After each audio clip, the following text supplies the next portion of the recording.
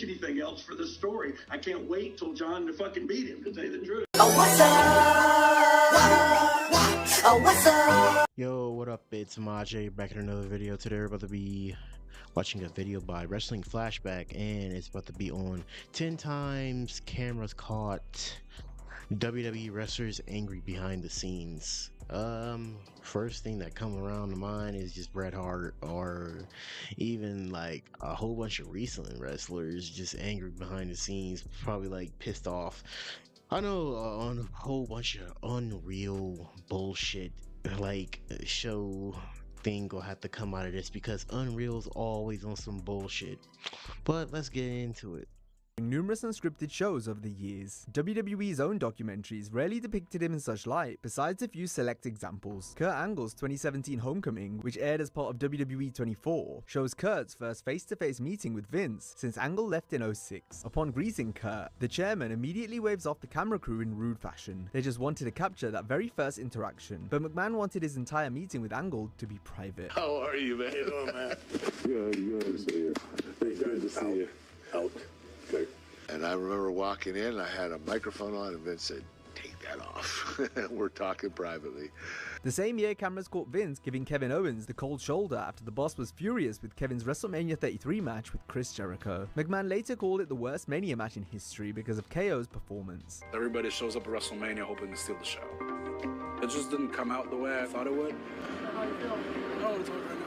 The chairman wouldn't engage with Owens afterwards. Perhaps realizing he was being filmed, Vince kept his anger under control. That being said, you can tell the boss was ticked off as he sat there sulking, not wanting to interact with Kevin. Oh my god, I fucking know why Kevin Owens put his all into that headbutt now, because Vince is just like angry for annoying little fucking things. He like, you supposed to be like a boss. You supposed to like bring out the best in your wrestlers, but like you're angry. Well, it is Vince McMahon we're talking about, but like you're angry over some bullshit. But this was completely unexpected. Vince did not like the match. It wasn't what he was looking for. He wasn't happy about it at all. Randy Orton was sent to anger management classes in 2006, during a time where he was also struggling with substance issues. Orton was difficult to be around throughout this period. His Evolution of Predator DVD and A&E Legends biography highlighted the troubles Randy was going through back then. We can see Randy getting restless during interview shoots, while also acting uneasy around fans. Seriously, go. You can rest. Seriously, go. Orton puts this down to a lack of maturity and experience, believing he wasn't ready to be in the position he was in. I will get very upset with people very quickly. Soon? How long do I gotta sit here? Seriously? The one thing that worried me the most is how Randy was with the fans during that time. He was very vicious. You don't have to grab me. Sorry. Orton eventually became a fan-friendly wrestler. His initial interactions with them didn't affect his success in the long run. The same can't be said for Lex Luger. When it came to his relationship with the fans, Yeah, that's cool as fuck, bro. I mean, at least I looked at the first like little video, and I know like that's like Orton, like, you know, commentating from like 2009. That's when that nigga like was at his angriest, I guess. But probably not backstage. But like at least like Randy Orton got over all of this shit and like matured and shit, because like you're in like a prominent position now. Like you're a legend basically. Lex's lack of engagement and disinterest is one of the reasons WWF ultimately pulled the plug on his push as a top guy. This was highlighted in his A&E bio. In it, we see how irritable and annoyed Luger was on the Lex Express tour in the summer of '93. This stuff, we cannot have these days like this, man. We gotta have time to do this. The main point of contention was how he treated people during meet and greets. You're the franchise of the 90s, buddy. Oh, man. I don't know about that. He wants to know what it felt like to lift 550 heavy. Oh, I don't want fucking shit. I don't want to hear about WCW minor league wrestling, so keep your mouth shut. The tour was a device to cement Luger as a top babyface by touring around the country and getting up close and personal with fans. The problem was Lex didn't want to be there half the time, and he didn't do a good job of hiding it, especially around fans. By the end of week one, like, I don't know if this is the guy. And this was supposed to be like the next Hulk Hogan, my nigga. And like if he's like not like this behind the scenes, well, we know about Hulk Hogan's fucking record, but like he kind of fucked himself up. And like this shit is like not good, and you're like on TV behind the scenes this way. Like all you have to do is act a little civil for probably like a couple of weeks until they get done filming the footage, but you couldn't do that. He didn't have his heart into being a babyface, and he didn't like that interaction with the fans. I think he just didn't want anything to do with them. They were outside his circle of life. During the wrestling boom in the late 90s, from his first run with the company,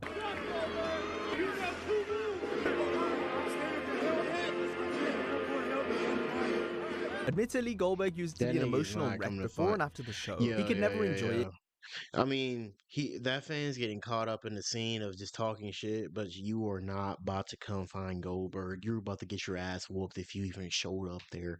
A lot of these fans are bold as shit. Like, nigga, you're not about to do that shit. Do it up for the cameras, talk your shit, but like, nigga, stay in your place if you don't want to get fucked up. This dates back to his WCW days and his first WWE run. It took so much out of him to transform into that superhero-like persona. We saw this during the comeback documentary as he struggled to deal with the pressure. It was like going from Bruce Banner to the Incredible Hulk. Bill had to scream, snarl, and literally bang his head against the wall to become Goldberg. What people don't see is the mental strain and the mental anguish that I'm living with throughout this process. God almighty, here I am again.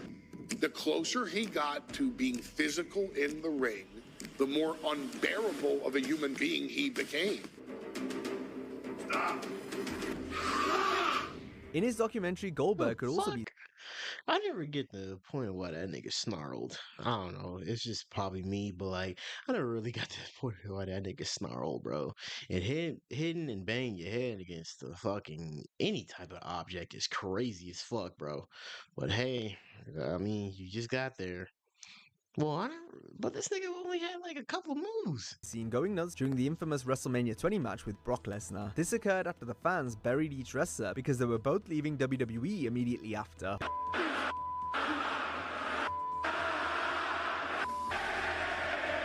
A year earlier, WrestleMania 19 ended in disarray, despite a fantastic main event. During the finish, Brock landed on his head, trying to hit a shooting star press. Brock suffered a head injury as cameras followed the aftermath backstage. I didn't know what was going on. I don't remember a lot of things. It's all pretty blurry to me. Footage was being gathered for the Mania of WrestleMania documentary when a dazed Lesnar lashed out. Guys, can we clear, please?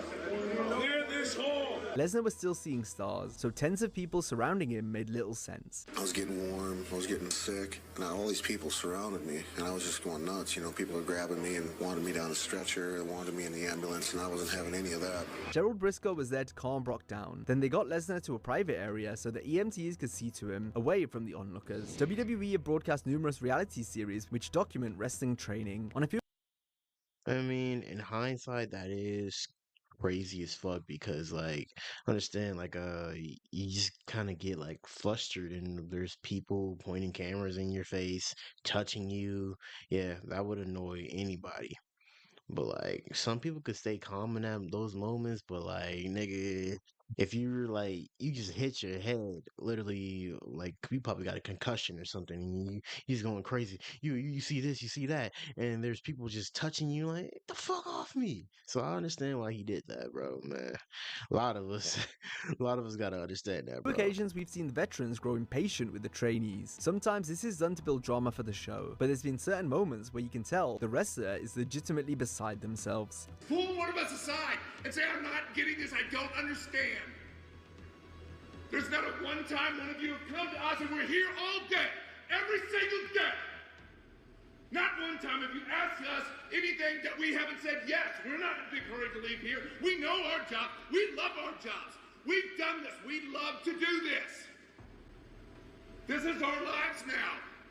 But don't insult me by staying here for 6 weeks and you still don't know. One of the most famous examples is when William Regal blew up during a performance center tryout on the show Breaking Ground. Here he stressed the importance of footwork and resetting in a fighting stance. Left foot forward and bring your hands up to fighting position because you at least look like you're a fighter.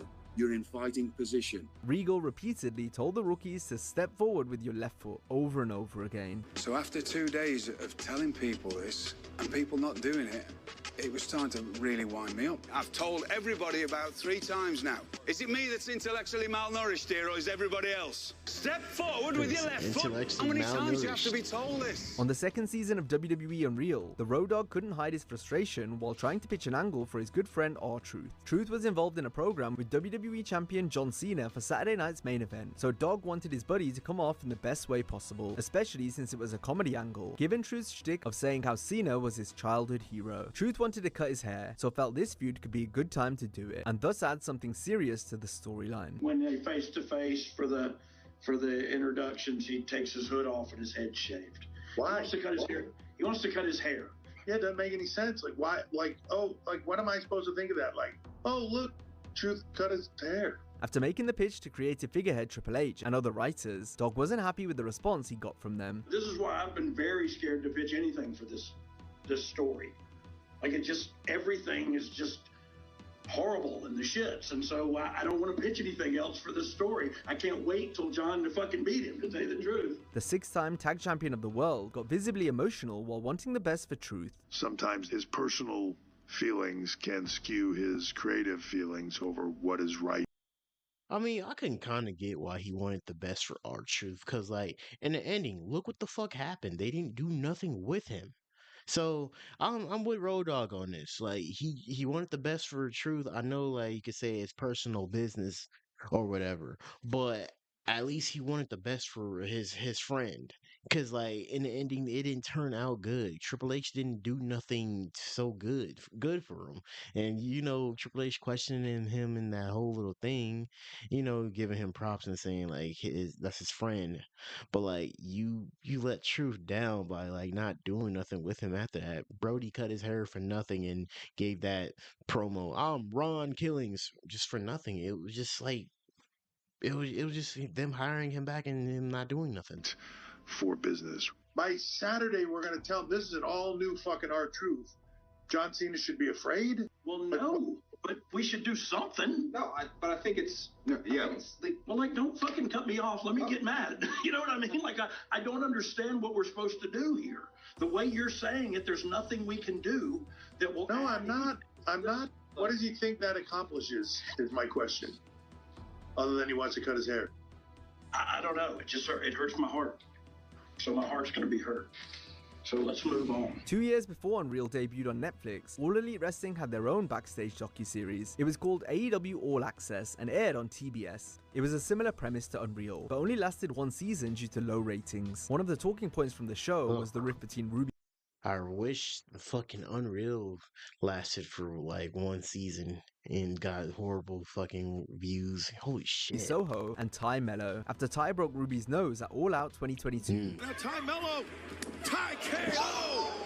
Right on the face of Ruby Soho. All Access follows the aftermath when they were due to work again. The wrestlers spoke before their first match against each other since the incident. She literally think I broke her nose on purpose. Since WWE, we don't get along. It was clear there was still tension. Ruby was not happy since the injury put her on the shelf for 3 months. It wasn't an accident. Look, it was an accident. You know it. I wouldn't do that on purpose. If I knew it, I wouldn't ask you. Well, and I'm telling you, it was literally an accident. Once is an accident, twice, we're gonna have a problem. It didn't happen twice. I'm just saying, if it happens again, we're gonna have a problem. Yeah. She implied that if something like this happened again, things would get physical for real. This may have just been for the cameras, but nevertheless, it's an interesting peek behind the I don't know, that kick was kind of crazy. curtain. And I told you once, I told your boyfriend, husband, whatever, that if I have a problem with you, I'm not gonna take to Twitter, I'm not gonna take to the locker room. As it should. You'll know it. WWE's Most Wanted Treasures program sought to reclaim many classic pieces of memorabilia and ring gear that collectors had got a hold of. The company gave the wrestlers a budget and a list of items they wanted to get back. These artifacts would then be displayed at WrestleMania Fan Access. One of the episodes saw Big Show and Mark Henry hunt for the original mask of the Giant Machine, aka Andre the Giant. Former WCW personality Sonny Ono was in possession of the mask, but instead of listening to the WWE's offer like was the protocol for the show, Sonny said they'd have to take part in an online auction there and then. discussion with other potential buyers. This infuriated Mark Show and the host AJ Francis, aka Top Dollar. Yeah, we'll do some kind of auction. So Sonny Ono has nothing to do with the Giant Machine Mask. That is Andre's legacy. His motivation is pure greed. And to use someone else's legacy to try to make a couple extra bucks, yeah, that kind of pissed me off. Mark was particularly emotional, given that Andre was his favorite wrestler as a kid. Where did you see the steam come off me? You better see some steam come off me. We came all the way out here. I was a little bit pissed, to be honest with you, that we got ambushed with an auction, and I just thought that move. I mean, yeah, honestly, that is fucked up for you to just fucking keep your selfish endeavors just on like a, you know, a memorabilia prize that's like not even truthfully yours. You just got your hands on it at the time when the company was really selling shit. But man, these whole little things was kind of fucking me up. That R-Truth thing still fucking me up to this day because they didn't do shit with it with my boy, bro. But yeah, this was a great list, bro. If y'all want to go check out the wrestling flashback, I'll leave a link in the description. But like and subscribe, and we on the road to 400. I'll catch you guys in the next video. He was the best guy around. What about the people he murdered? What murder?